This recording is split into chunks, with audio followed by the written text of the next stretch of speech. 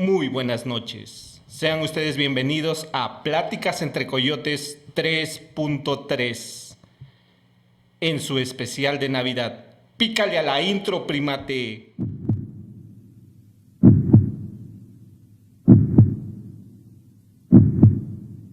Proyecto Los 14 presenta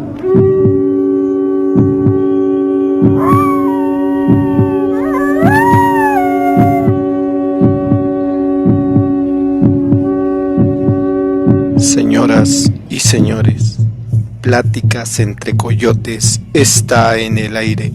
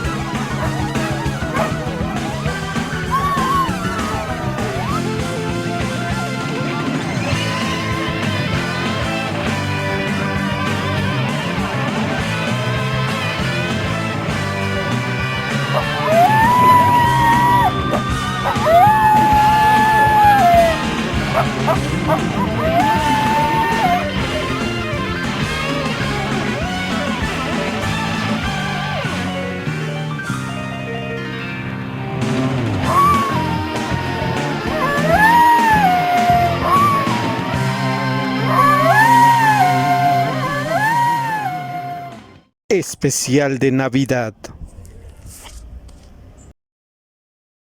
Muy buenas noches. Sean ustedes bienvenidos a Pláticas entre Coyotes 3.3 en su especial de Navidad. Esta noche nos acompañan nuestros grandes amigos Jorge Luis Pascual Ríos. Un placer estar aquí acompañándolos. ¿Cómo están a todos? Un saludo a todo nuestro auditorio. Y Osvaldo Gómez Ramírez. Hola amigos, ¿cómo están? Muy buenas tardes, es un gusto poder saludarlos el día de hoy. Mi nombre es Osvaldo Gómez Ramírez y les damos la más cordial bienvenida a este podcast donde comentaremos sobre diferentes temas de interés general y pues recuerden seguirnos en nuestras redes sociales. Ok, el tema que nos aqueja hoy es la Navidad, un súper tema y muy amplio, por cierto. Brutal el tema de Navidad y va a ser muy controversial, ¿eh? Sí, bastante. Oye, bueno, ya que vamos a hablar acerca del tema de Navidad, antes de hablar precisamente de Navidad, hay algunos temas que anteceden a la Navidad y podríamos decir que es una pre-Navidad. Exactamente.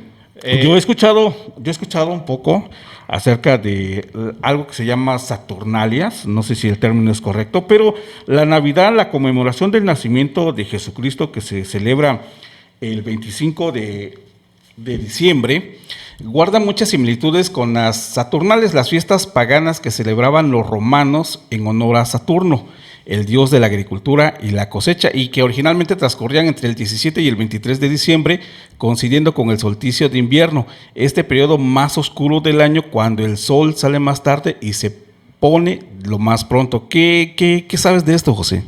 Ok, mira, sí, efectivamente, todo mundo piensa, los historiadores creen que este es el origen, son las festividades primigenias de la Navidad, debido a que en las Saturnalias se vivía un ambiente de paz, se vivía un ambiente de cordialidad y de festejo de las divinidades solares. Específicamente sobre el dios, había el dios Sol, que había una festividad que se llamaba el Sol Invictus, que es cuando las noches son más largas, y lo que se festejaba es que el sol moría y volvía a renacer para poder dar su don a la gente, a la población. Ahora, esto no es solamente de Roma y de la Saturnalia, o sea, el venerar al sol viene desde mucho tiempo atrás y rebota a muchas otras culturas.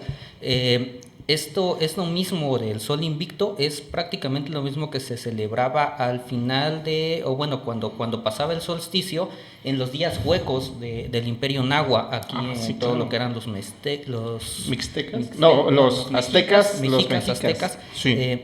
eran los días en el cual no había fiesta, no había Presiones sociales, ni presiones era una vida más tranquila. Era una vida como un año más sabático, ¿no? Exacto. Eran tiempo de convivir con la familia, en el cual incluso se dicen algunos códices que los criados y los amos compartían la mesa, Aquí hay algo curioso, aquí fue donde se comenzaron a comer los tamales, porque los tamales era una comida rápida de hacer, que en ese tiempo iban sin relleno, sin nada, era solamente la masa sobre la hoja de totomostle, y eso se compartía entre todos, o sea, todos se acercaban, se venían a la mesa y eran iguales en ese punto. Son los días huecos, los días del final, los días que marcaban como esta vigilia que se hacía en espera de que el sol regresara, que el sol es exactamente cuando nace Huitzilopochtli, de Coatlicue, y toda esa historia que pues, ya hemos hablado aquí en alguna ocasión y que esperemos retomar, ¿no? Ok, sí. Oye, pero es lo que les comentaba, al final de cuentas su origen es romano, ¿no? Sí, lo que pasa es que la festividad como tal se vivía en todas partes del mundo. Las Saturnalias se vivían en Roma, en Egipto se idolatraba al dios Mitra, que también tiene muchas concomitancias con la festividad que ahora tenemos, debido a que Mitra también viene de una mujer virgen. Exacto. Y es una deidad solar también. Sí, así es. Otro hecho curioso, en Mitra, el mito de Mitra nos dice que mata a un buey fogoso, sí. que era una criatura mitológica. Hace este sacrificio, él como representante del sol, como representante de lo masculino, y de su sangre empiezan a nacer los animales, de su carne se empieza a hacer la tierra, y algo muy curioso es que de su espina dorsal nacen las espigas de trigo. Otro de los símbolos muy curiosos que se repite. Y similares, ¿no? Sí, claro. O sea, por ejemplo, en Semana Santa, ya adelantándonos un poquito, si ustedes ven dentro de los estandartes, está una copa, un racimo de uvas y trigo. Y espigas de trigo, que es cuando se celebraba la cosecha de vino en honor al dios Dionisio y a todo lo demás. Son como símbolos que se van repitiendo. Ahora, en cuanto a Mitra, nos volvemos a referir a la historia náhuatl, cuando Quetzalcóatl y Tezcatlipoca matan a Zipactli, que era una serpiente como un cocodrilo que estaba también nadando por toda la sustancia. El caldo primigenio de toda la vida. Sí, y al momento de matarlo, de su carne nace la tierra, de su sangre nacen los ríos y todo lo demás. Entonces es exactamente lo mismo que hace Mitra en Persia, que esto es un poquito antes o bastante antes, de hecho, que la Saturnalia romana. Que la Saturnalia romana era más bien como para preservar el espíritu de la naturaleza y del sol. El árbol de Navidad, sí. uno de sus ancestros era que se cortaba espigas, se cortaba una rama de un árbol, se adornaba y se guardaba en casa. Como que yo dentro de mi casa, con mi familia, estoy guardando el espíritu de la primavera, el espíritu del renacimiento. Claro. Okay. Ahora, para la gente que nos está escuchando en este podcast, estamos hablando acerca de, vamos a hablar de diferentes temas de Navidad. Estamos ahorita hablando de la pre-Navidad, comentamos acerca de las Saturnalias, y ahorita pues estamos hablando del culto mitraico, por decirlo, en la antigua Roma, que se trata del culto al dios Mitra, ¿no? Es lo que estamos hablando, aunque no fue una divinidad romana, porque se supone que es originario de Persia. Sabemos que por la influencia que se extendió por todos los rincones del Imperio Romano, y es lo que da lo que nos estás comentando, ¿no? Sí, claro. Así es. Y esta universalidad que hay de todos estos, de todas estas celebraciones y todas las similitudes que conllevan, tiene que ver exactamente con lo mismo, con la naturaleza del ser humano y la necesidad de respaldarse emocional, espiritualmente con la naturaleza. Todas estas festividades vienen a colación porque es así como se explica la Navidad en sí. Y ahorita vamos a ver varias concomitancias de cómo un rito persa se transforma en nuestra Navidad, que eso sería lo interesante. Sí, de cómo va evolucionando toda esa Exacto, parte, ¿no? Y cómo va viajando. Cada pequeño símbolo que tenemos nosotros. Y los simbolismos que hay en, Y que en toda esa todavía tradición, persisten, ¿no? claro. Así es, Sí. órale, sale. Pues sigamos. Ok, hay una característica que siempre ha llevado todas nuestras celebraciones como seres humanos y tienen que ver con los cantos. Estos cantos se hacían de manera primitiva a través de tambores, a través de flautas, a través de ciertos instrumentos rudimentarios y han sobrevivido a lo largo del tiempo. Ahora nosotros en la época moderna tenemos los villancicos, que son alabanzas o son estos cantos que son muy emblemáticos de la Navidad, pero que también comenzaron, creo que en el medievo, si mi memoria no me es infiel. Por el siglo XIII. En el siglo XIII, los profetas comenzaron a cantar pequeños composiciones que tenían que ver con la llegada o el advenimiento de Mesías, de salvadores, incluso de deidades. El primer villancico, aquí lo tengo anotado, se reconoce históricamente como el Puer Natur Es. De ahí comenzaron a cantar los profetas y después los villanos, los que vivían en las villas, comenzaron a reproducirlos y es así como adquiere el nombre de villancicos. Es correcto. De hecho, los villancicos han ido evolucionando tanto que, como bien lo dices, José, su propio nombre es la canción de villa, ¿no? De una villa. Exactamente. ¿No? Lo que servía para registrar pues, la cotidianidad de los pueblos. Exacto. Y según historiadores, este canto, como tú bien lo comentabas, surgió por ahí por el siglo XIII, siendo difundido en España y en los siglos XV y XVI, más o menos tuvo su apogeo. Y aquí en Latinoamérica, según llega en el siglo XVII, ¿o no, Jorge? Sí, es correcto. Sí, así es. Bueno, estos cantos son emblemáticos porque originalmente así era como se preservaba la historia de la humanidad, por así decirlo. Antes que vinieran los escritos, la gente común no sabía leer, no sabía escribir, entonces a través de eso preservaban estas historias que ocurrían en los pueblos, que en este caso hacían el advenimiento de un nuevo profeta, que para allá va nuestra Navidad. Eso vamos, ¿no? A los advenimientos, que lo veremos después con los Reyes Magos, si no me equivoco, por ahí, ¿no? Algo así por ahí, ¿no? Sí. A ver, Jorge. Ajá. Bueno.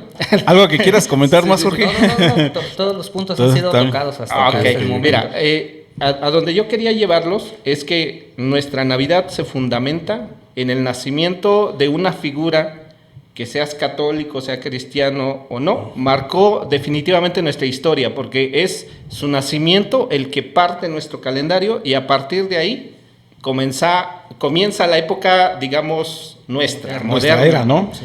Entonces, supuestamente es el año 1, el nacimiento, pero yo siempre le he dicho y siempre me han criticado por eso, la historia no es una ciencia exacta. ¿Por qué? Porque depende mucho de quién la escriba, depende mucho de cómo se conserve, de quién la cuente precisamente.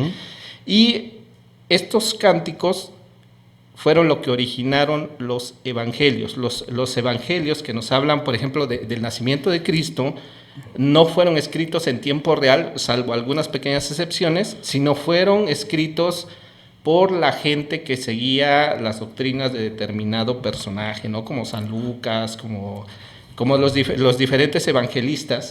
Su gente fue la que escribió esas historias que les contaba su maestro, y así fue como se preservó la historia. ¿A dónde los quiero llevar? Al cálculo de nuestra era moderna, el cual lo marca la Navidad, y los historiadores coinciden que estamos en un error. Así es, a eso iba, Jorge, acerca de lo que están comentando del nacimiento de Jesús. ¿En qué año nació Jesús según la historia? Eso es un temazo. Es controversial, ¿eh? Claro, bastante, porque aún los científicos más versados no se iban a poner de acuerdo, debido a que antes no se llevaba un registro tan tan riguroso acerca de la historia. Y antes, pues el buen Jesús no era un personaje famoso, era un personaje local.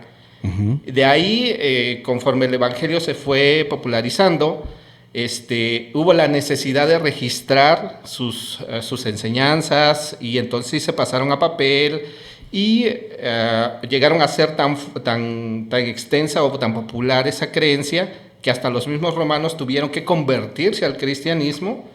Pero ahí el punto, cuando se convierten los romanos al cristianismo, se tiene la necesidad de ubicar el nacimiento de Jesús. Y ahí es donde comienzan los problemas. Ahí es donde empieza todo. A ver, Jorge. A mí se me hace muy inverosímil el hecho de que haya sido en invierno.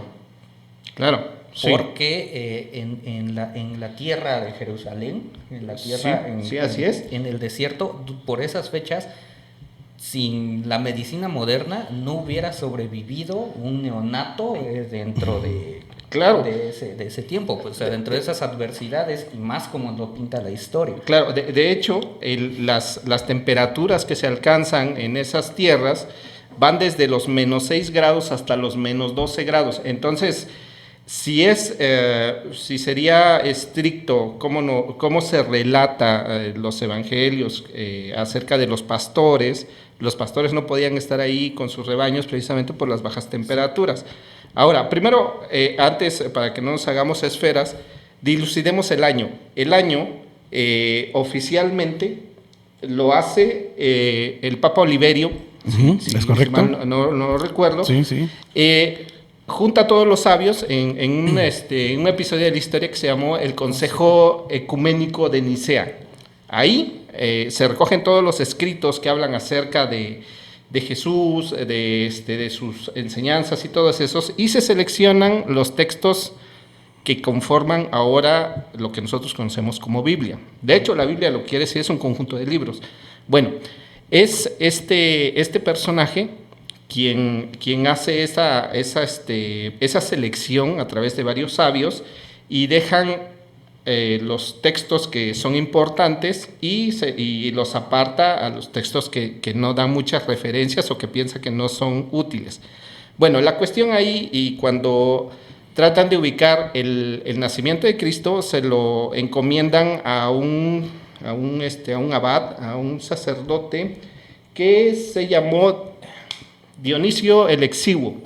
Dionisio el Exiguo, se le patinan por ahí 2 datos y marca el nacimiento de Jesús entre 6 y 7 años, con un margen de error bastante fuerte. El más probable, perdón, que es el de entre 6 años el error. Ahí. Sí, más o menos. ¿El por qué? Porque mucho tiempo después, cuando ya viene la historia moderna, ya se ponen a ver los escritos, y como se sabe que Jesús fue contemporáneo de Herodes, que es el que hace la matanza de los santos inocentes, Herodes muere en el año -4. Exacto. Entonces, ahí, de hecho, hay una sentencia que es muy famosa que dice: Cristo nació antes de Cristo, porque lógicamente el año tendría que ser -6 o -7. De ahí tienen que ver muchas concomitancias, como el hecho del censo. Sí, el censo es otro dato que también pone en esa línea de tiempo en la duda, ¿no? Sí, hay ahí algo que Déjenme comentarles algo que acabo de encontrar. Dice, el calendario usado en la mayoría del mundo, que toma como cambio era la fecha de nacimiento de Jesús de Nazaret, no es correcto si nos atenemos a los registros históricos, lo que estamos comentando. Ni Jesús nació en el año 1, ni fue el 25 de diciembre. Los datos que nos llegan sobre él son a menudo contradictorios e interpretados con una finalidad religiosa, ¿no? Las fuentes principales que tenemos sobre el nacimiento de Jesús son los evangelios, como bien lo decías, acerca de la integración de estos libros, y estos nos ofrecen unos datos incompatibles. Por un lado, los evangelistas Mateo y Lucas fechan su nacimiento en los días de Herodes el Grande, Este fue el rey vasallo de Roma entre los años 37 y 4 antes de Cristo. Sí, es lo que correcto. comentabas hace rato.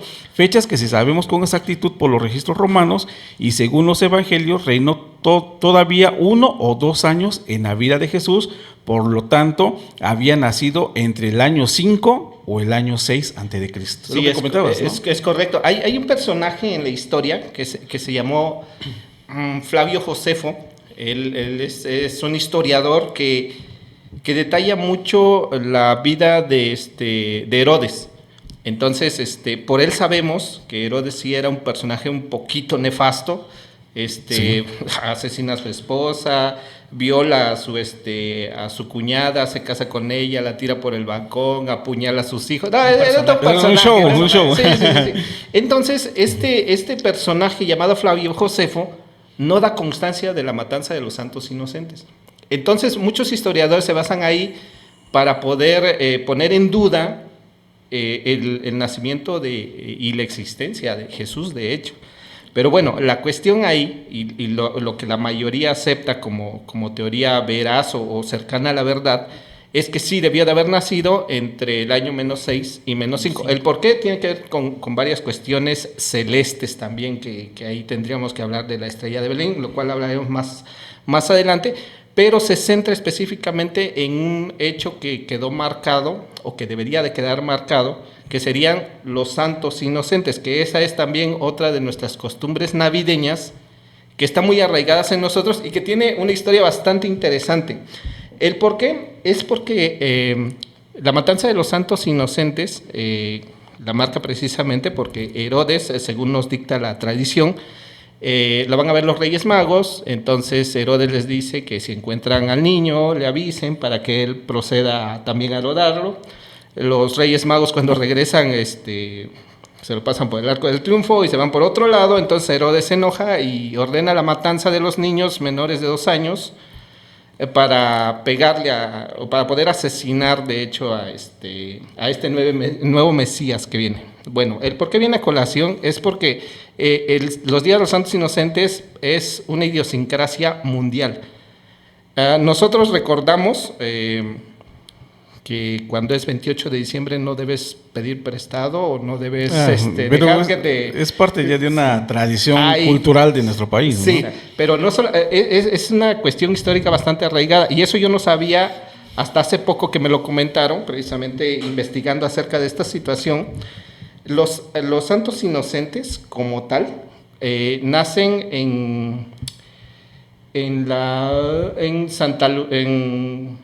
en Andalucía, España, y comienza bajo el reinado de Felipe II, me parece, en una población que se llama Écija. Sí, se llama Écija, y comienza con un grupo de villanos, de lugareños, que se ponen máscaras, y entonces se echan al hombro un costal y andan pidiendo dinero por la salvación de las almas santísimas. Y entonces ahí comienzan las festividades primigenias de los santos inocentes. Poco tiempo después de esa costumbre nace la fiesta de los locos, así se le llama, que era cuando los niños se vestían de obispos y comenzaban en ese tipo de carnaval a ridiculizar a los cardenales, a las figuras eclesiásticas. Entonces, sí, claro. Entonces la iglesia ¿cómo se llama? Los curas o el poder eclesiástico lo que hace es instituir los santos inocentes para que se tome como duelo y no como fiesta. Ya mucho tiempo después viene en España y nacen las inocentadas, que es, la costumbre era colgarte un monigote, que es un monito de papel, te lo ponen en la espalda, y eso quiere decir que cualquiera te puede hacer una broma. La versión moderna, milenia, es del papel que te ponen en el pégame, ¿no? Bueno, esa costumbre viene de los monigotes. Entonces, los monigotes están referenciados a los castigos que daban la Santa Inquisición. La Santa Inquisición te podía castigar de 3 maneras. La primera era echándote lumbre, fuego, que era la más conocida. La segunda era colgarte el San Benito, que es decir, colgarte un San Benito y pasearte por todo el pueblo y que todo mundo te escupiera, te apedreara y te ridiculizara. La tercera opción es que si te pelabas del pueblo, si escapabas de la Santa Inquisición, ponían una figura de un mono, de un monote, con tu nombre, y entonces hacían lo mismo, te pasaban por la plaza a ridiculizarte y a que la gente se desquitara. Entonces de ahí viene nuestra costumbre de los santos inocentes, de que no debes pedir dinero, de que no debes permitir que te pidan prestado y de que te cuelguen el monigote. El monigote todavía se sigue usando en España, en Francia, en Italia. Aquí ya es un poco más light porque aquí nada más es con lana, ¿no? Oye, Jorge, pues le invitamos a la gente que está viendo o está escuchando este podcast en las diferentes redes sociales que lo estamos colocando, claro, pues para que comenten, ¿no? Y que nos hagan llegar claro, acerca sus comentarios de todo esto que ahí estamos comentando, ¿no? O que si tienen otros datos, que nos los compartan. De hecho, le estamos recordando a la gente que nos está escuchando y que nos está viendo que el tema de hoy es un especial prácticamente de Navidad, de pláticas correcto entre coyotes. Y bueno, estamos hablando acerca de los santos inocentes. Para la gente que apenas está conectando o está escuchando, pues el Día de los Santos Inocentes es la conmemoración de un episodio del cristianismo, de la matanza de los niños menores de 2 años nacidos en Belén, ahí en Judea, ordenada por el rey Herodes el Grande con el fin de deshacerse del recién nacido Jesús de Nazaret, que como comentábamos hace unos minutos, pues no nació en las fechas que generalmente estamos habituados, ¿no? No, y hay más concomitancias acerca del hecho de la matanza de los santos inocentes. ¿El por qué? Bueno, todo el mundo sabe que el padre terrenal de Jesús era un señor llamado José, el carpintero, de oficio carpintero. Bueno, antes, en aquella época, los carpinteros eran personas pues adineradas. ¿El por qué? Era porque todo era de madera. O sea, querías construir una casa, necesitabas un carpintero. Sí. Querías construir un puente, un carpintero. Un camino cercado, un carpintero. Bueno, José el carpintero sí era un poco, digamos, de varo. Tenía un buen capital y también tenía hijos porque José era divorciado. Bueno, era viudo, de hecho, ¿no? No era divorciado, perdón. Lo divorció la muerte. Lo divorció la muerte, exacto, sí. Bueno, era viudo. Entonces todos sus hijos también eran carpinteros. Y de ahí también nos va a pegar un hecho que vamos a hablar más adelante si nos da tiempo, que tiene que ver con las posadas. ¿El por qué? Porque en el censo que se hacía cada 14 años, José tenía 2 casas en Nazaret. Entonces no tendría por qué viajar por el censo. Se fue a Belén por otro tipo de situaciones, porque según le avisaron, ya sea de manera espiritual o de manera física, le avisaron que Herodes tenía ciertos planes y por eso emprendió la huida. Pero a donde los quiero llevar es que todas estas historias, que para muchos apenas las están conociendo, son muy, muy, muy conocidas en el mundo histórico, en el mundo de las personas que les encantan estos temas, y son muy interesantes de saber, y que ahora son un buen arsenal en su acumulado cultural que ahora tienen. Y siempre es grato tener la explicación de todas estas cosas. Yo antes, cuando era niño, decía, bueno, si el 28 de diciembre, el Día de los Santos Inocentes, viene de una cosa trágica, ¿por qué todo el mundo la toma a broma? Es muy dicharachero el asunto. Bueno, la razón es esta. Ahora, pausamos la situación de los Reyes Magos, que también es un súper tema, porque también los Reyes Magos no se salvan de las inexactitudes de la historia, y tampoco nadie queda en claro sobre estos personajes. Uh-huh. Hay una situación que hablábamos en el Consejo de Nicea, que la mayoría de la gente piensa, o la mayoría de la gente da por hecho muchas cosas que realmente no son oficiales, son producto de estos textos que quedaron afuera. Estos textos que quedaron afuera se llaman textos apócrifos. Apócrifos. Así es, evangelios apócrifos se les llama, porque están autentificados históricamente, es decir, sí fueron escritos en el tiempo que dicen ser escritos, sí fueron escritos por las personas que seguían a determinado profeta o evangelista, pero la iglesia no los adoptó como homooficiales o canónicos se les llama. Bueno, la cuestión ahí es que los Reyes Magos son apócrifos. En los textos evangélicos canónicos solamente dicen que son sabios que van a ver al niño. Nunca dicen nombre, número, Okay. no dicen que uno es de chocolate, eso ya viene después en el siglo XVI, me parece. Ajá. Entonces, sí es interesante saber que muchos de los datos que tenemos y que tomamos como ciertos no son bíblicos. Oye, pero el término mago se hacía referencia en la antigüedad a los sabios exclusivamente. No, el término mago se lo dan por el siglo III más o menos, que también es que hay que recordar que antes el término mago era peyorativo. Es decir, el hecho de que te dijera mago, pues te quemaban en la hoguera, ¿no? Era una circunstancia un poco más restringida.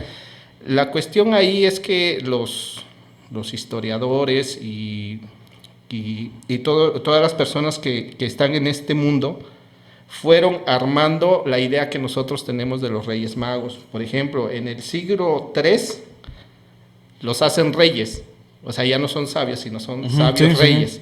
En el siglo VI se les pone nombre, que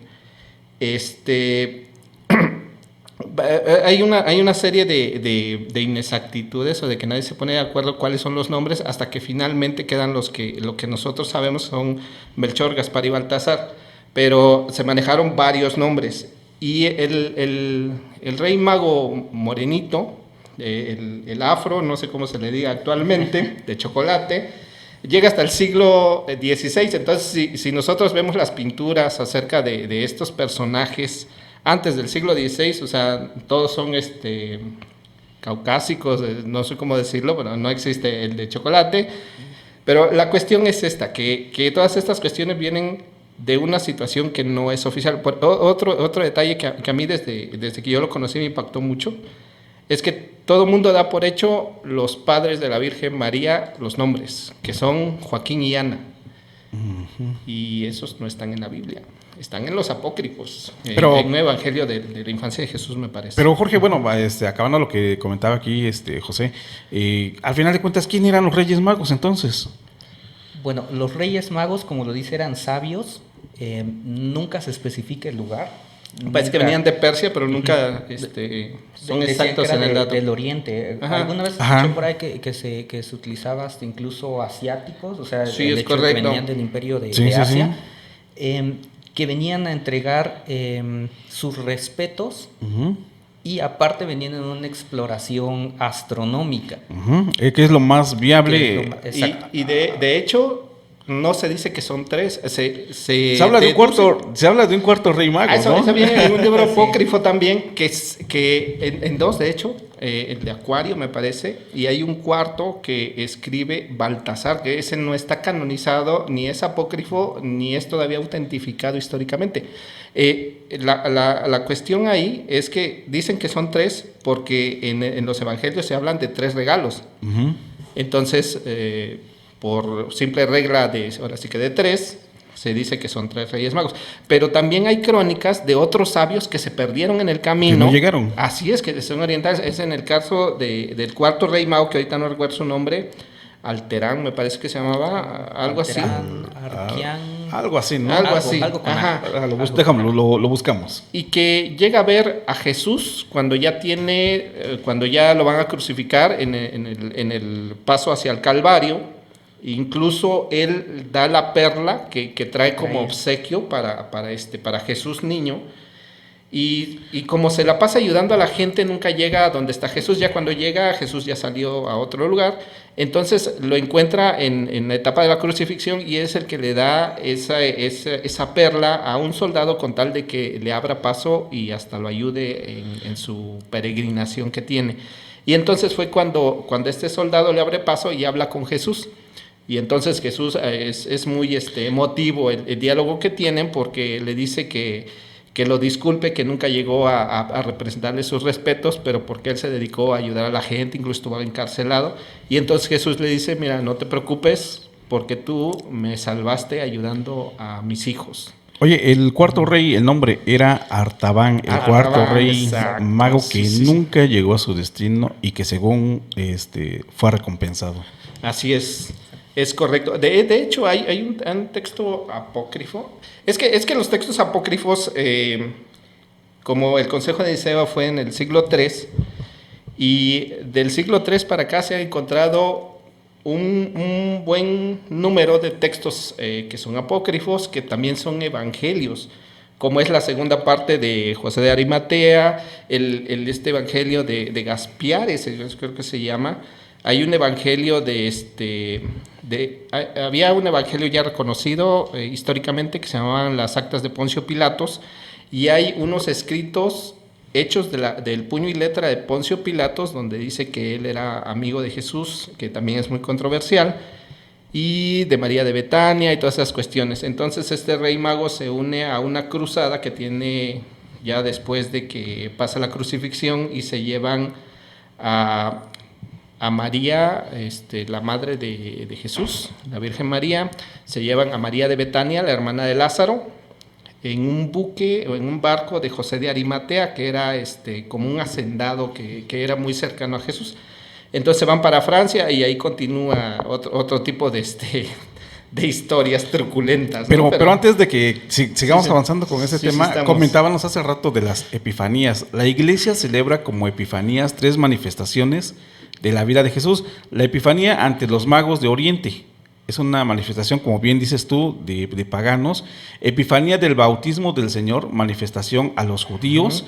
Y la epifanía de las bodas de Caná, una manifestación a los discípulos. Entonces, esas son las 3 manifestaciones y que se marcan como epifanías dentro de la iglesia. Sí, es correcto. Es que yo hace mucho tiempo, por formación, yo llegué a conocer estos textos de la mano de una profesora, que ella impartía una materia que se llamaba Teoría de Doctrinas Filosóficas. Entonces, a todos los que pasamos por ese puente, tuvimos que haber leído la Biblia, tuvimos que haber leído algunos apócrifos, incluso el Popol Vuh y el Corán y varios libros sagrados. Entonces, la historia va tomando forma en tu mente cuando conoces todos estos otros aspectos.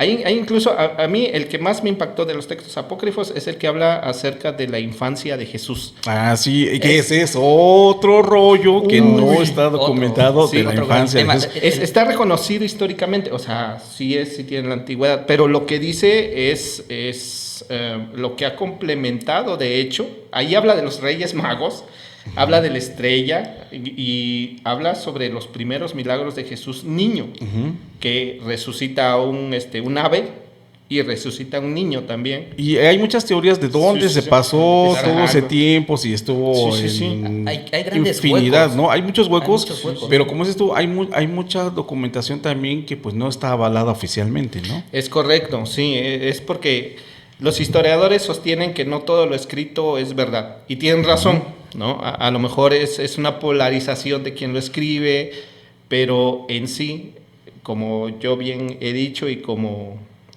siempre me han criticado por eso, la historia es una ciencia inexacta.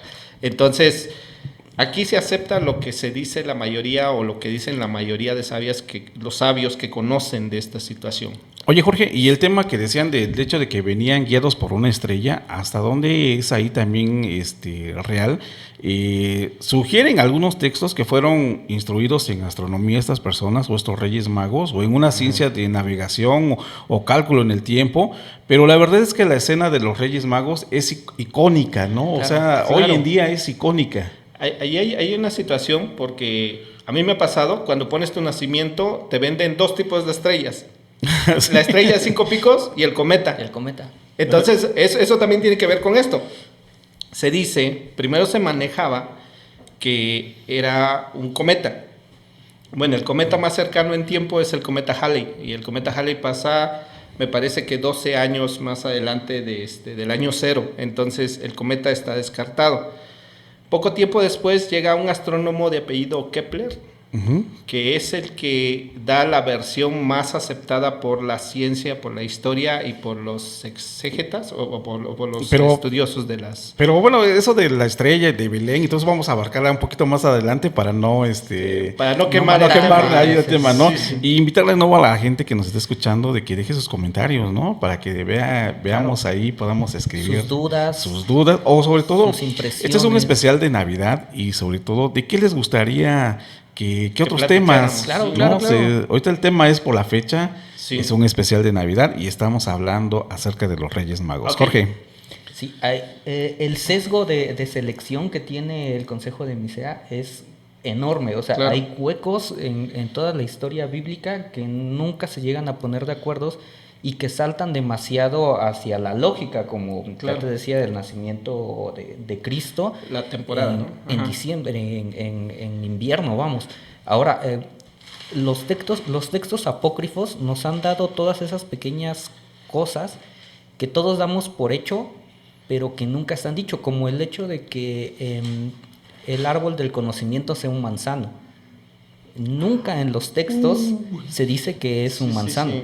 pero desde el siglo X, si no me equivoco, cuando comienzan a hacer las primeras representaciones artísticas acerca de toda la historia de Cristo, se maneja la manzana y la manzana y la manzana. Como el y la fruto manzana prohibido. Como el fruto prohibido.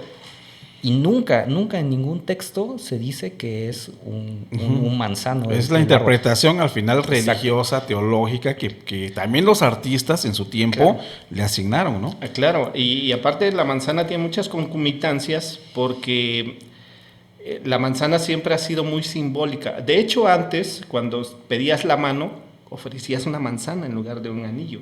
Y tiene que ver con muchas concomitancias acerca de la fertilidad, acerca de la carne fémina que tiene la manzana, incluso del pentagrama que tienen las semillas. Sí. Y hay una serie de situaciones que han salido, como ya he dicho antes, tesis doctorales acerca de un solo símbolo.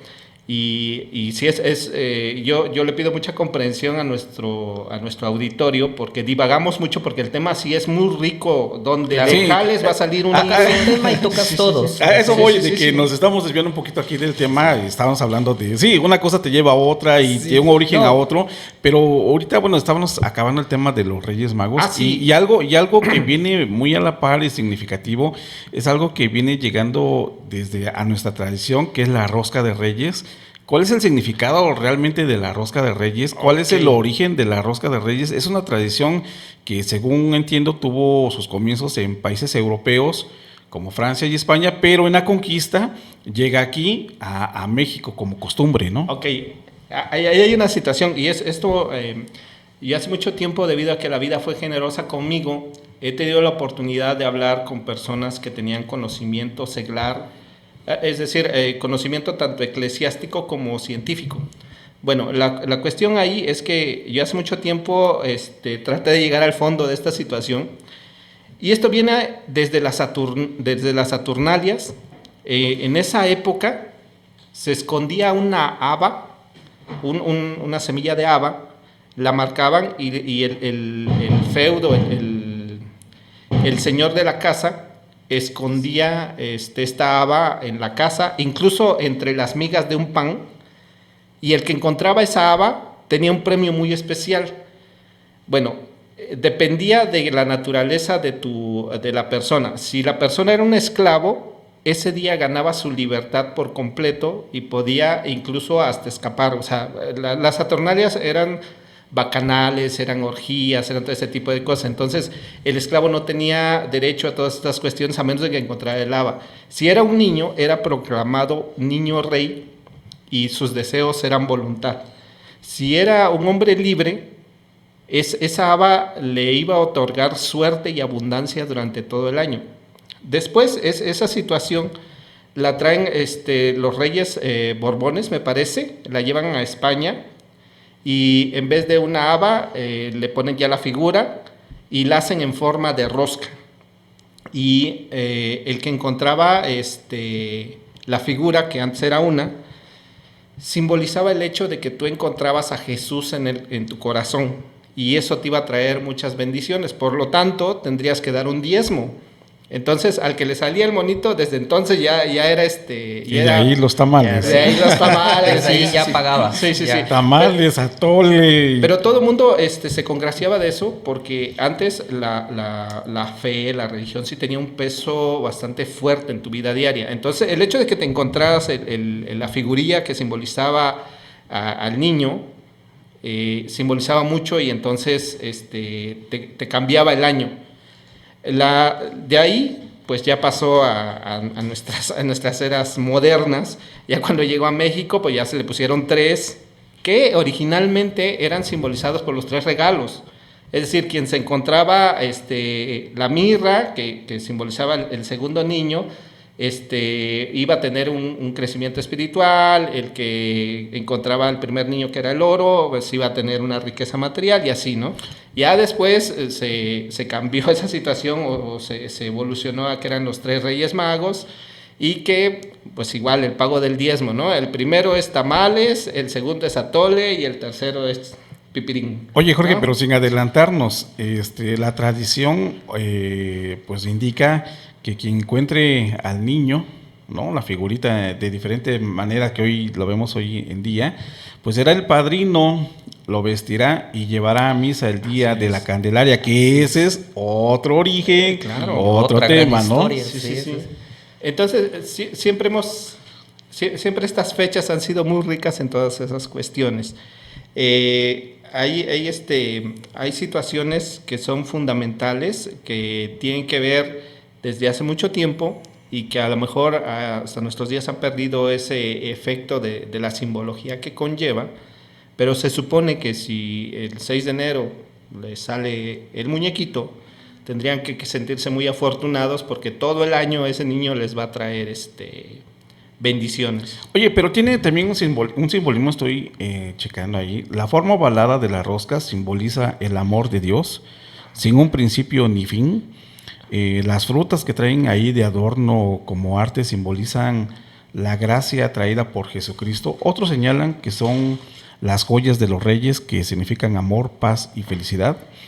El haba la comieron por una figura de niño Jesús que en el pasado estaba elaborada de porcelana, también hay unos datos ahí, y el niño Dios se coloca en el interior de la rosca y simboliza cuando María, escondieron a Jesús de Herodes. También vemos otro significado y otro contexto en esto, ¿no?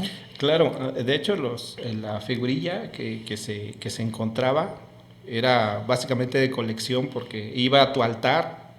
Y eso era lo que simbolizaba el hecho de que te había bendecido el niño Jesús y pues tenían deferencias contigo, ¿no? Era única e intransferible. De hecho, sí, es correcto. Ok. Bueno, pues a toda la gente, pues invítennos a que comenten. Bueno, yo sí quiero pedir a mis seguidores, a mis fans. A mis 35 seguidores, que seguramente son mis familiares, que pues, nos hagan llegar sus preguntas, sus inquietudes acerca de esta fecha. Sí, claro. Yo creo que haremos una segunda parte. Claro. De este especial. Hay de Navidad. mucha tela de dónde cortar. Hay mucho. En el tema hoy, te digo, y a toda la gente que nos está escuchando, pues hoy es un especial de Pláticas entre Coyotes, versión Navidad, ¿es correcto? Y es evolutivo porque Pláticas entre Coyotes ahora pasa al podcast. Entonces estamos explorando otras maneras de llegar a más gente. Exacto, y de desarrollar contenido. Claro. Oye, José,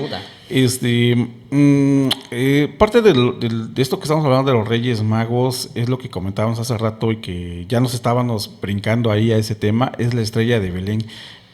Tú comentabas acerca hace rato de los evangelios y bueno, en el evangelio de Mateo habla de unos magos de Oriente que acudieron a Belén a adorar a Jesús recién nacido, guiados por una estrella, que se han convertido en un ícono religioso a través de dos milenios, a través de las obras de arte, y que ahora pues adornan millones de belenes en el mundo en cara a Navidad. Pero suponiendo que este fenómeno hubiera tenido lugar, ¿fue la estrella de Belén una estrella, una supernova, una conjunción planetaria, un suceso astronómico, un cometa, algo único? ¿Qué fue en ese momento?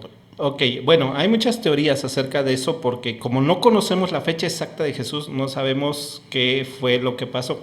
De hecho, hay una broma histórica que dice que es el ovni de Belén, porque técnicamente es eso, es un objeto volador no identificado. Hay una... De hecho, hay un libro que se llama así, el ovni de Belén, que tiene que ver con la teoría de que pueda ser Hay una teoría, ¿no? Sí, claro. Que puede ser algo Que similar. fueron Sí, sí. guiados. Guiados, ¿no? Sí, porque para comenzar, se supone, o como dicen los evangelios, es una figura luminosa que dura mucho tiempo, que da dirección, que se estaciona cuando los sabios estos se acampan.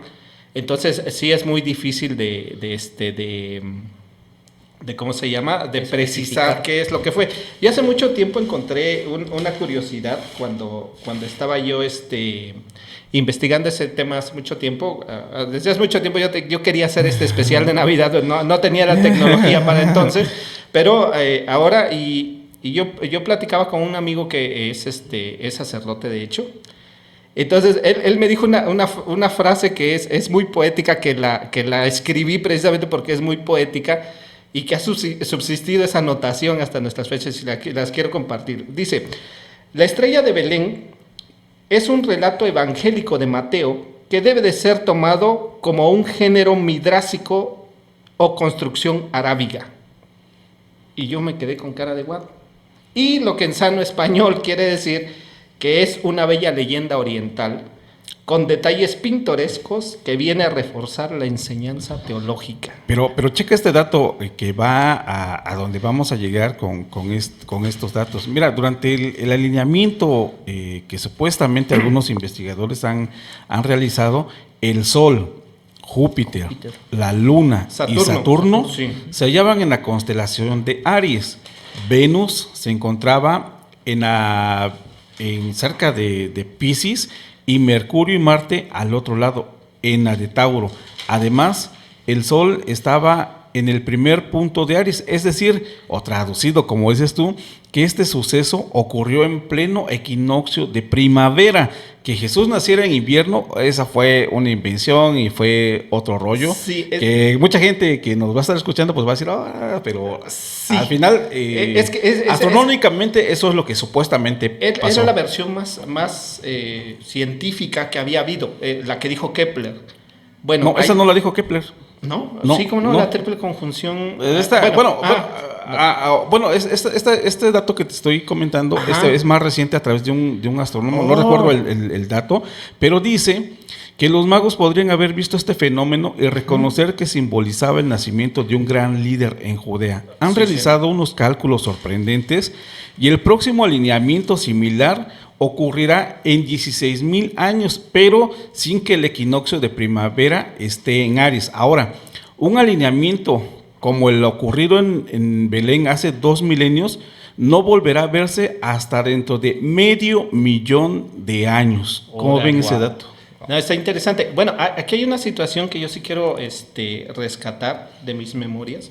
Hay un texto apócrifo que ahorita no recuerdo el nombre, pero algún curioso de internet por ahí que nos eche la mano, que decía por qué, para comenzar, para que un niño que se proclamara profeta fuera reconocido como el Mesías, tenía que ser descendiente de la línea del rey David, el que canta las mañanitas, ese. Bueno, debía de ser de una línea sanguínea del rey David, y la Virgen María era del linaje del rey David. Ahora, la profecía decía que nacerá con el linaje del rey David y nacerá en la constelación de los peces. En Piscis, como decíamos, ¿no? Exacto. Entonces Kepler lo que dice es que esta triple conjunción, que duró aproximadamente como 70 días, hizo un brillo en el cielo, en el oriente, y que estaba específicamente en la constelación de Piscis. Y muchos dicen que posiblemente por eso el emblema de Jesús era un pez. Un pescado, ok. Ajá. Entonces, esa situación... Tiene sentido. Sí, tiene sentido. Y ese era el por qué se llegaron a unificar los criterios para creer que Kepler tenía razón. Ahora, hay una cuestión muy interesante porque en Europa, hasta un poco más del medievo, no se registraban hechos astronómicos.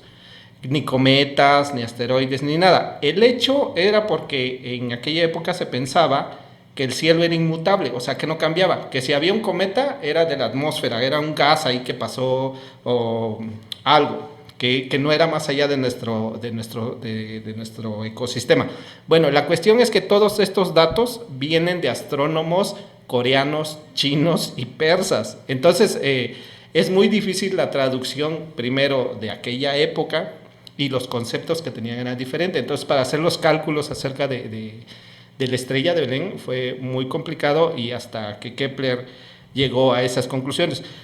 A épocas más modernas, ahora con nuestros aparatos, esto que nos comentas, yo no lo conocía, pero ahora con los modernos artilugios que tenemos, las nuevas cosas, el nuevo conocimiento que se tiene, y tampoco hemos llegado a una conclusión muy certera. ¿Por qué? Hay una historia masónica, y a mí siempre me han criticado por eso. ¿Dónde consulto esos datos? Bueno, hay que dejen sus comentarios. Sí, dejen sus comentarios. Bueno, la cuestión es que hay una leyenda masónica y ellos festejan el nacimiento de Jesús el 16 de agosto a las 12 del día, que ellos sostienen que esa es la fecha en la que nació, porque ellos tienen documento, ya saben, es exclusivo. ¿El 12? A ver, repite la fecha. 16 de agosto a las 12 del día. 16 de agosto a las 12 del día. Así es. Y es curioso que hay una situación ahí que muy pocos lo van a entender, pero ese conocimiento solamente, según te lo dicen, cuando llegas al grado 33, y el grado 33 en automático te vuelves luciferino. Que también hay muchas concubitancias acerca de eso, pero la cuestión es que ese tipo de conocimientos solamente se llegan cuando ya estás muy arriba de la pirámide. Y que hoy aquí en exclusiva lo estás dando. De un láser, por fin. No, es un hecho bien conocido, pero vamos, no es una situación oficial, pero como dicen, si el río suena es que agua lleva. Y muchos masones celebran el nacimiento de Cristo el 16 de agosto. Ok. Es un dato ahí tirado al aire, ¿no? Para la verdad es que todo lo que estamos comentando, pues claro, son cosas que de alguna manera tienen algún sustento, se han investigado, se han comparado, y bueno, todos los datos también que nos estás comentando, pues también tienen un sustento ahí. Pero para ir avanzando en este especial, en este podcast que hoy estamos realizando, ya hablamos acerca pues de este origen de la prenavidad con los orígenes romanos, ¿no? Y ahí nos pasamos pues con los villancicos, ¿no? Que fue cómo fueron surgiendo el nacimiento de Jesús, que al final de cuentas todos los anclajes cronológicos que hemos comentado del nacimiento, que hay un mínimo de diferencia que te gusta máximo, ¿cuántos le darías? De 6 a 10 años, así, pero lo que decías tú de Flavio Josefo y las repetidas menciones al rey Herodes, es más seguro tomar como referencia que el nacimiento de Jesús pues fue entre el año 6 antes de Cristo, ¿no? Es lo que más origina. De hecho, 6 y 7. Más o menos, ¿no? Pues hablamos también de los santos inocentes, acerca de los Reyes Magos, y bueno, ya abarcamos un poquito también algo de la tradición con la Rosca de Reyes, y pues estamos, pues podemos decir que esta etapa de la antigua Roma la estamos culminando con la estrella de Belén, pero vámonos un poquito más al tema reciente, y un tema de alguien que siempre lo vemos en la mercadotecnia, en el marketing, de alguna bebida refrescante también, y que hoy es un ícono dentro de la Navidad y que muchos lo conocen como Sinterklaas. Ah, Santa Claus, sí, cómo no. Wow. Comienzas. A ver, Jorge, oye, okay. Jorge ha estado muy callado, ¿eh? Estoy se está reservando, sí, los datos. Sí.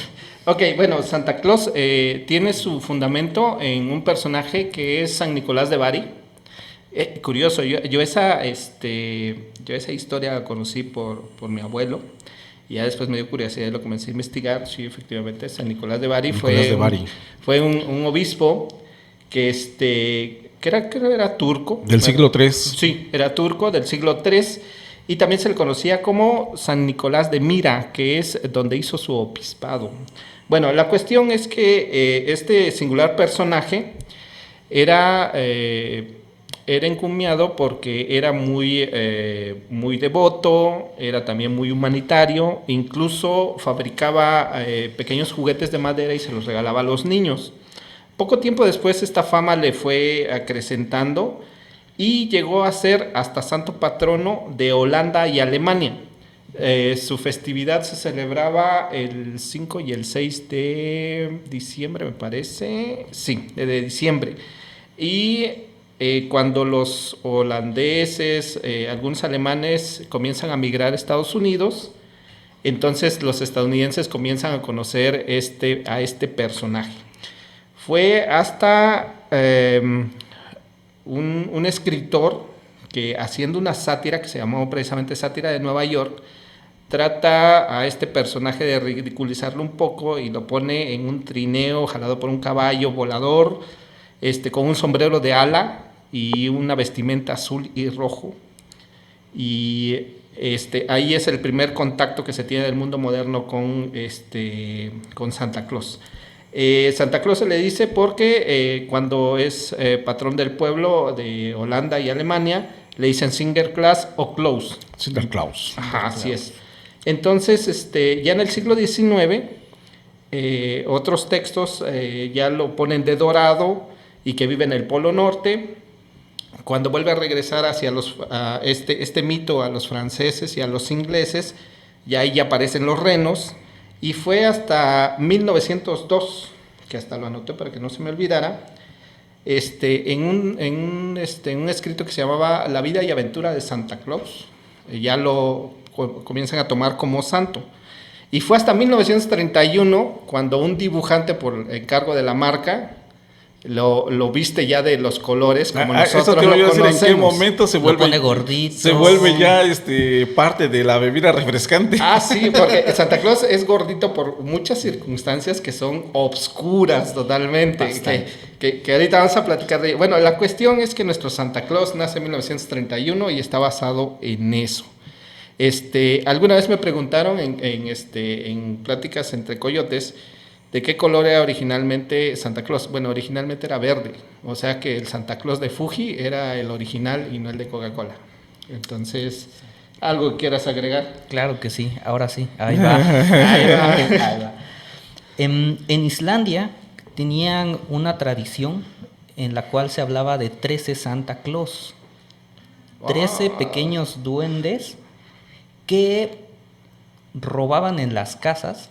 Y a cambio de ese robo, a cambio de que tú te dejaras robar, dejaban dulces a los niños. La tradición comenzaba el 13 de diciembre y terminaba el 26. Y cada día venía un duende diferente. Por ejemplo, aquí lo tengo anotado. Giligayur, el 13 de diciembre, era el que venía a robar leche. O sea, tú dejabas como ofrenda. Tu ofrenda, tú dejabas descuidado de alguna manera tu establo. Entonces venía este duende, se robaba la leche y a cambio a todos los niños de la casa les dejaba golosinas en los zapatos que ellos dejaban en las ventanas de la casa. Que rebota en bastantes mitologías. Por ejemplo, a todos los duendes en las ventanas era como su lugar preferido para ver a la familia, a la casa, a todo lo demás. Entonces ahí dejabas una mortaja de pan, dejabas queso, dejabas fruta para que vinieran a cuidar tu casa mientras no estabas o para bendecirla. Estos 13 Santa Clauses venían, por ejemplo, Proluskier, perdón si lo estoy pronunciando mal, el 15 de diciembre venía a chupar las cucharas de todos los guisos que habían hecho. Entonces ese día, el 15 de diciembre, tú sabías que no tenías que lavar los trastes, tenías que dejar ahí todo para que los niños recibieran su aguinaldo. Entonces, estos 13 13 gnomos, 13 duendes, han sido muy olvidados en todo el mundo. Por ahí hay una referencia en Hilda, una caricatura de Netflix, en donde en un capítulo se lo dan exactamente a estos 13 individuos. Sí, la has visto, si la conoces por ahí. Sí, creo que escuchamos. Muy buena animación, muy buena historia, basada en un cómic que revive historias de Islandia. Sí. No, pero decías que una característica de esto que estoy escuchando es de que te premiaba por dejarte robar. Exacto, sí. Y eso es un tema que también vamos a comentar, porque para mí viene lo que es el Krampus. Exacto, a ese voy, punto. es el diablo de la Navidad, por decirlo, ¿no? Claro, de hecho, estos 13 gnomos nacen de una ogra, nacen de un ser horrible, un troll llamado Griula, y su esposo Lepaludi, que es la parte mala de la Navidad. La parte oscura. Sí, no en todas las culturas Santa Claus venía a premiarte o venía... ¿no? Pero bueno, antes o empezando a tocar este tema de Krampus, se supone que Krampus azotaba a los niños malos hasta que se vuelven buenos, a diferencia de los otros que te premiaba por dejarte robar. Sí, es que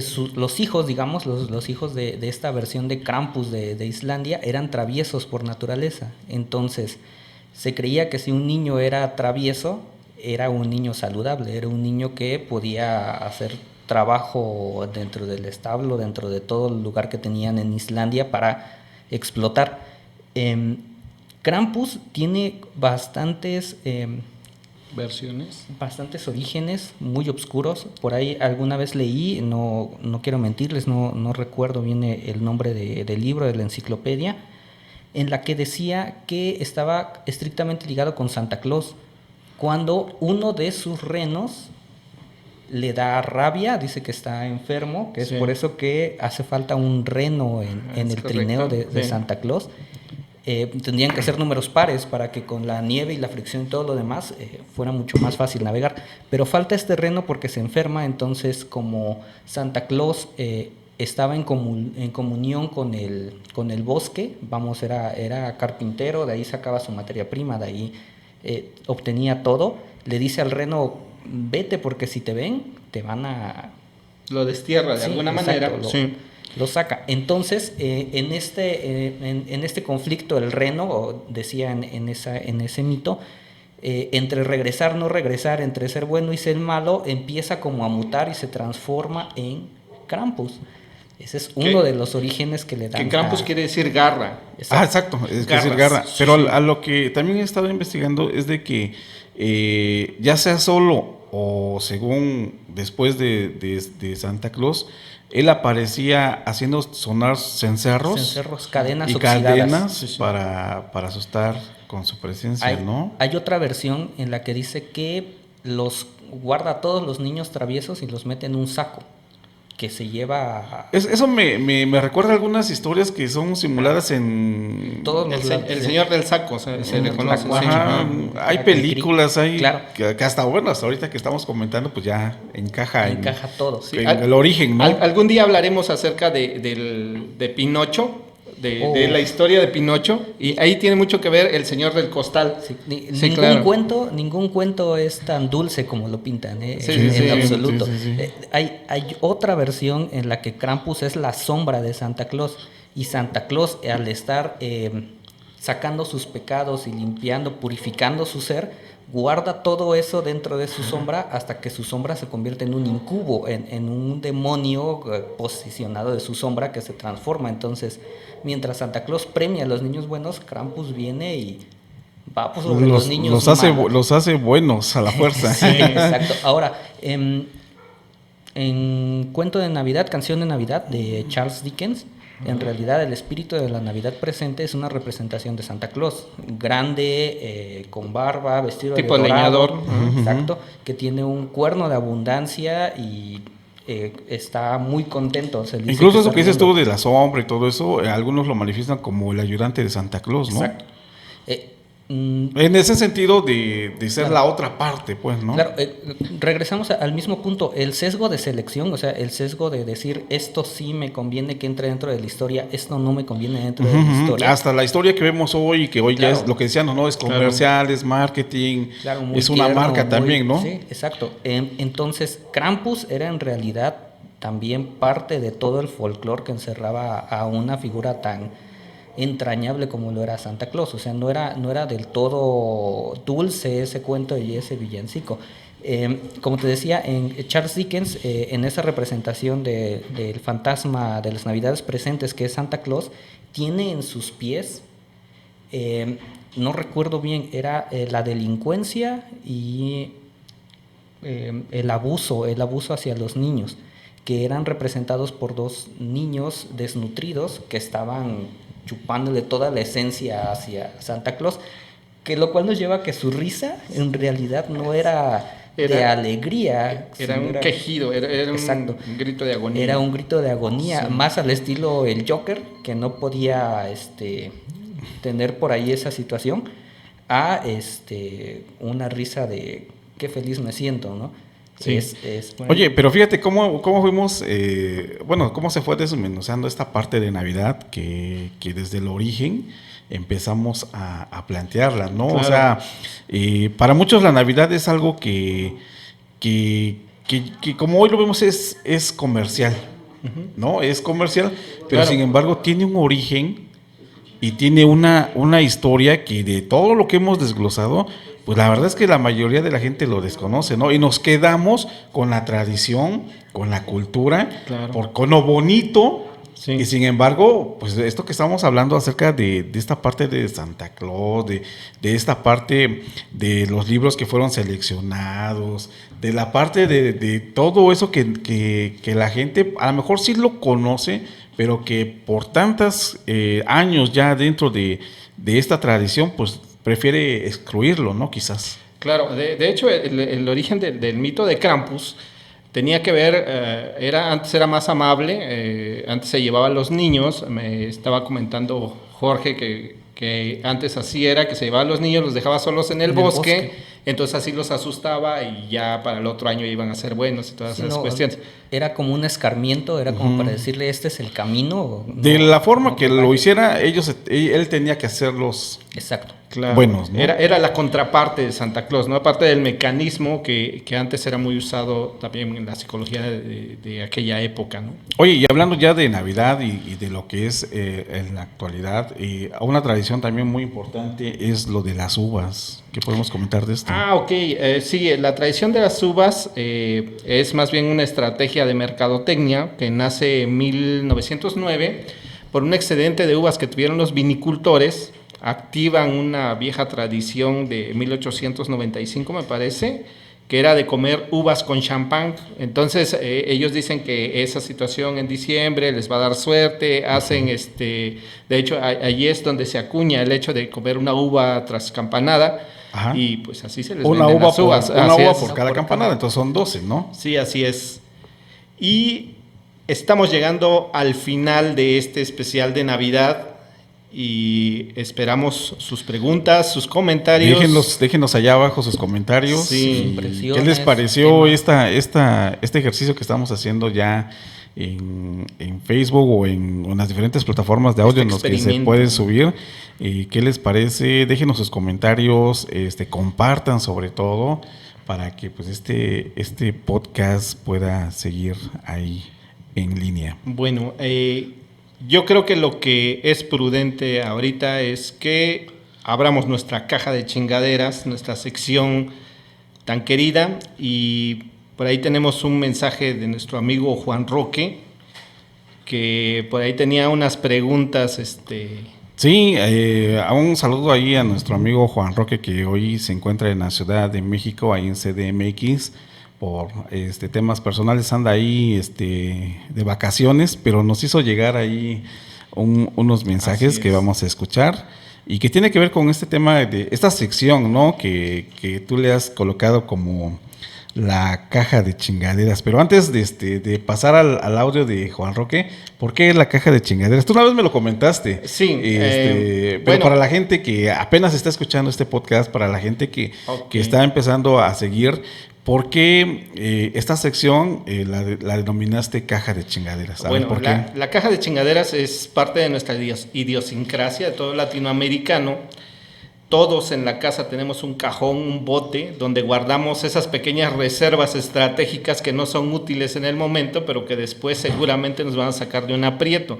Como es un tornillo, una tuerca, un clavo, alguna cosa que tiene una cierta utilidad, pero no en el momento.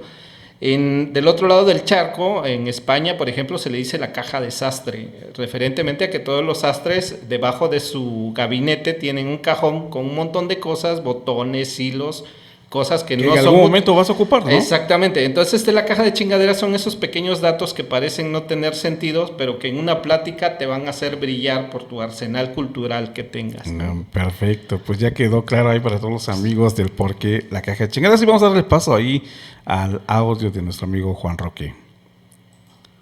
Hola, ¿qué tal amigos? ¿Qué dicen? ¿Cómo están? Espero todos se encuentren muy bien. Hoy una pregunta, no sé si decir lo que sea para caja de chingaderas o realmente como cultura general o como una simple incógnita que todos tenemos. Amigo J.S. Pascual, ¿sí nos podrás decir por qué los niños Dios tienen esa figura, esa forma? Acostados parecen que están como jugueteando y sentados parecen que nos están diciendo tú te has portado mal o nos están dando una bendición. Platícanos eso por favor, amigo J.S. Pascual, porque queremos saber el por qué es la realidad de esa pose. Otra pregunta que tenemos también para ti, J.S. Pascual. Oye, tú sabrás el por qué los anglosajones, o mejor dicho, para toda la gente como somos del pueblo, ¿no? ¿Por qué los gabachos cuelgan calcetas o medias rayadas para los obsequios? ¿O de dónde viene, de dónde se origina eso, por favor? Otra pregunta. Ahí están las preguntas de nuestro amigo Juan Roque, el cual le enviamos un saludo.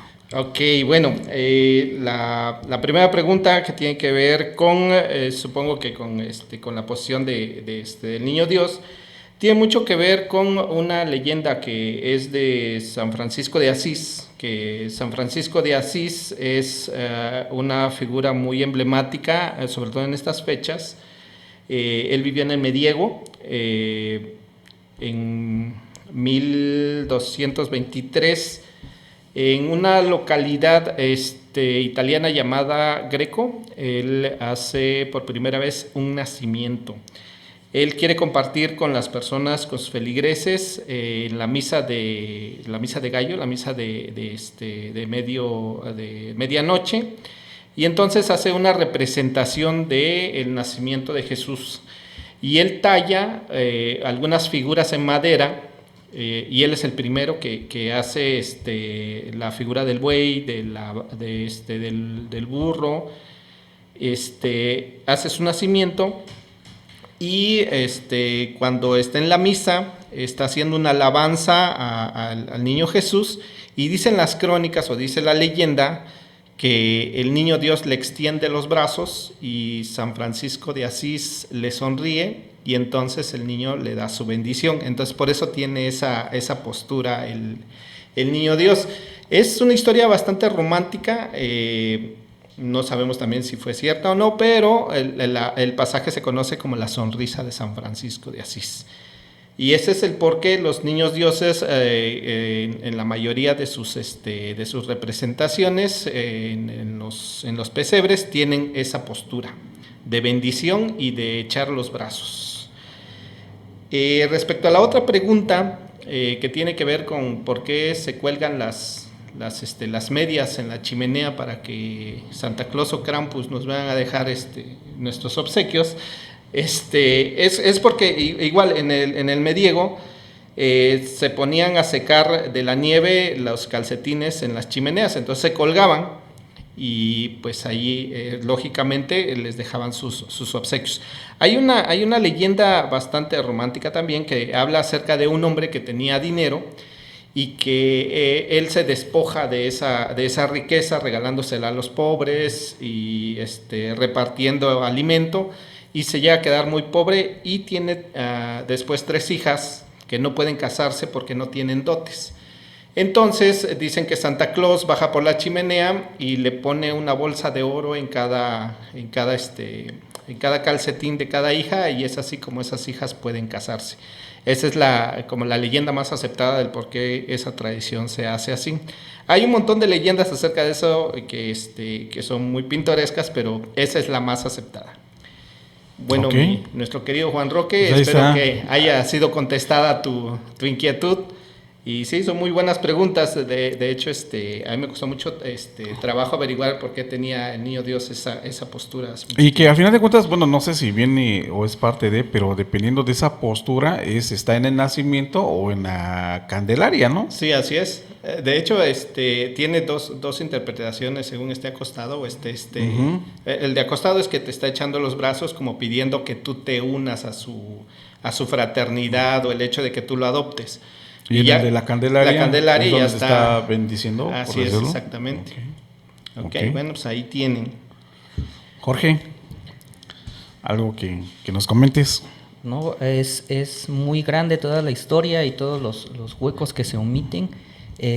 Yo creo que es importante, ¿no? Sí. Conocer todos estos símbolos, no tanto por el conocimiento per se, sino porque siempre es bonito saber por qué estoy poniendo el árbol de Navidad. ¿Por qué hacemos lo que hacemos? ¿Por qué? Exacto. No, y déjame decirte que por el tiempo, también para que la gente se quede con más, yo creo que vamos a hablar, no sé, la otra semana, Claro. Claro. acerca de más temas navideños, como bien lo comentas, el árbol de Claro. Navidad y muchas tradiciones que vienen ya empalmadas aquí en nuestro México, ¿no? Sí, así es. Yo como obsequio traigo 2 historias para nuestro público, inspiradas en Navidad.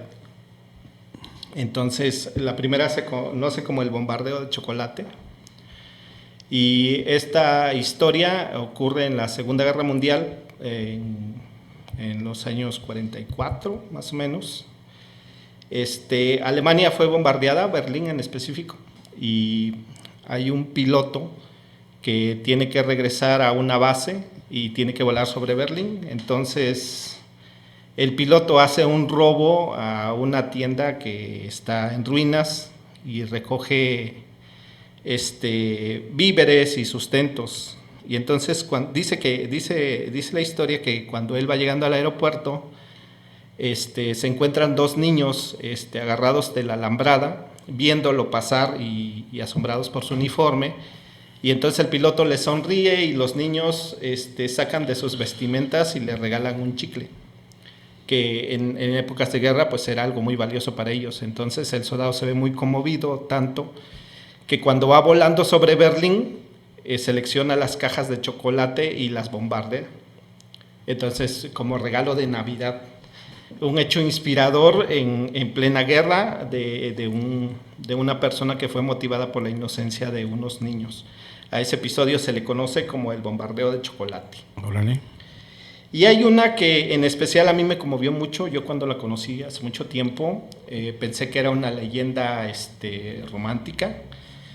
Y conforme fui investigando fueron saliendo datos históricos, incluso un recorte de periódico ya de aquella época. Y se conoce el hecho histórico como la tregua de Navidad o el fútbol de Navidad. Y tiene lugar en la Primera Guerra Mundial. La Primera Guerra Mundial, todo el mundo había prometido que para Navidad la guerra debería de haber terminado, y no fue así. Esta historia sucede en vísperas de la primera Navidad de la Primera Guerra Mundial. En las trincheras entre alemanes e ingleses, algunos franceses, de 1914, están esa noche, hace mucho frío, Hay un espacio de la tierra de nadie que no pueden avanzar las dos trincheras de 50 metros. Para la gente que moderna es más o menos la distancia de una cuadra. Una cuadra tiene 40 metros, 10 pasos más. Entonces, de repente se oyen sonidos de tambores improvisados con las cacerolas y cantos alemanes. Los ingleses no saben qué son y afinan el oído porque piensan que es un himno para levantar la moral de las tropas, y de repente comienzan a identificar en una lengua enemiga un villancico. Y entonces los franceses espontáneamente aplauden y los ingleses le siguen, lo cual motiva un segundo villancico y después un tercero y un cuarto, y de repente de la trinchera alemana sale un soldado con una luz. Los ingleses comienzan a apuntar con sus rifles y un sargento inglés dice: alto, no está armado.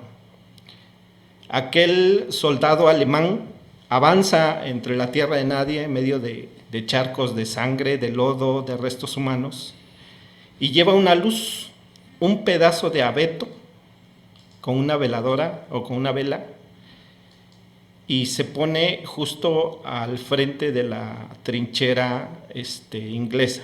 Entonces se levanta un sargento inglés y lo recibe, y entonces comienzan a venir los demás soldados alemanes sin armas, y los ingleses comienzan a hacer lo mismo. Poco antes de la medianoche, aquellos enemigos que antes habían disparado uno tras otro, aquellas personas que habían matado a sus amigos, a las personas que conocían, se daban la mano, cantaban juntos, intercambiaban chocolates, pedazos de pan, se abrazaban incluso, y poco a poco cada regimiento fue haciendo lo mismo, hasta contar 17 regimientos a lo largo y la franja de ese estrecho en Bélgica, me parece. Lo que sigue, al amanecer, la noticia se corre como pólvora y llegan los reporteros, tanto alemanes como ingleses, a tomar constancia de ese hecho. Hay incluso 2 partidos de fútbol en los cuales no se dice ninguna maldición, hay sonrisas, hay incluso intercambio de souvenirs, hay un casco alemán que lo cambian, y como en un acto de hermandad comienzan a recoger los cuerpos de la tierra de nadie y les comienza a dar sepulturas tanto de amigos como de enemigos. Y la situación fue muy famosa ese día. Al siguiente día intentan hacer lo mismo, pero la situación cambia bastante porque las élites se dan cuenta de la situación y se acuña una frase histórica muy, muy dura que dice así: la guerra es para la guerra. Entonces al siguiente día se emite la orden de que quien pase la alambrada, hay órdenes de disparar. Entonces un alemán es el primero en cruzar, todo mundo corta cartucho y un sargento dice fuego y nadie dispara. Y ya no en los 17 regimientos, pero sí en la mayoría de ellos comienza a haber otra fraternización igual. La situación es, lo increíble del asunto es que eso habla de la naturaleza humana, habla de todo lo que está innato en nosotros, de cómo es más natural hacer las paces que la guerra. Desafortunadamente, este hecho conmovedor solamente queda registrado en algunos diarios, pero jamás se vuelve a repetir, porque desde siempre, desde ese momento, las reglas de la guerra cambian. Cualquier hombre que trate de hacer una tregua que no sea de manera oficial, recibirá un disparo. Y así mueren muchos tratando de emular la situación en los días posteriores, y los sobrevivientes los intercambian. Muchos son fusilados por alta traición pero lo fantástico, lo mágico, es que sí sucedió. Así es. Y bueno, para toda la gente que nos está escuchando, todo esto que hemos comentado a lo largo de esta hora y media ya, ha sido documentado, y este hecho que tú comentas pues fue documentado, como bien dices. Tal es así que hay una escultura conmemorativa de la tregua de Navidad del 24 de diciembre de 1914 durante la Primera Guerra Mundial, y se exhibe en la recepción del Estadio Britannia la escultura del artista Andy Edwards de Stock, titulada Halt Together Now. Muestra a dos soldados, uno británico y otro alemán, saludándose a su lado con un balón de fútbol. Sí, es correcto. De hecho, por mucho tiempo, hasta el 2007, creo, todavía había constancia que en ese lugar la nieta del sargento que recibe al soldado alemán y el soldado alemán van a la misa de Año Nuevo, de Navidad, de la iglesia que está cerca de ese lugar. Órale, y de hecho estaba checando yo ahí que pues prácticamente ya nadie quería seguir, ¿no? Pero como dices tú, los superiores, sí, al final de cuentas era una guerra, ¿no? Sí, así es. Por eso se acuñó esa sentencia: la guerra es para la guerra.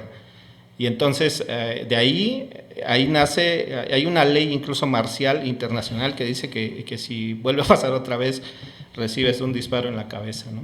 Órale. Amigos, pues, ¿qué les pareció de estos temas? Yo los veo así como unos temas en los cuales estuvimos platicando, estuvimos conversando, y pues yo los invito a que dejen ahí sus comentarios, a que dejen ahí preguntas, si están de acuerdo, si no, si tienen otros datos, pero la verdad es que todo eso pues va a servir para que Pláticas entre Coyotes pues siga ahí avanzando, ¿no? Y sigamos creciendo también en este proyecto, ¿no? Pues José, hemos terminado ya este primer especial de Navidad. Algo más bueno, por mi parte, mi nombre es Osvaldo Gómez Ramírez. Agradezco a toda la gente que nos está escuchando y a José por permitirme ser parte ya ahora de este proyecto en este podcast. Y pues por mi parte es todo. Un saludo a toda la gente, felices fiestas. Que a lo mejor vamos a hacer un segundo podcast referente a este de diciembre probablemente, pero si no, pues les deseamos lo feliz, muchas felicidades y lo mejor de lo mejor. Mi nombre es Osvaldo Gómez Ramírez y pues gracias por escucharnos. Claro, recuerden que todos estos temas, independientemente sean creyentes o no, no vale la pena engancharse por nada de ellos, ¿no? Tomemos esta festividad como un pretexto para estar juntos, y al fin y al cabo todas esas cosas pasaron hace cientos, hace miles de años, y aún no sabemos a conciencia cierta qué fue lo que pasó. Entonces aprovechemos este pretexto, estemos juntos, estemos contentos. Muchas gracias por haberme invitado, yo encantado, cuando quieran aquí estamos. Buenas noches a todos los que nos hayan escuchado, buenos días, buenas tardes, y pues algo más. Bueno, yo muy agradecido primero con mis dos interlocutores. Gracias por venir, por hacer presencia, por aportar ese conocimiento que ustedes tienen, que es muy particular. No hubiera sido lo mismo sin ustedes. Extrañamos a Juan Roque.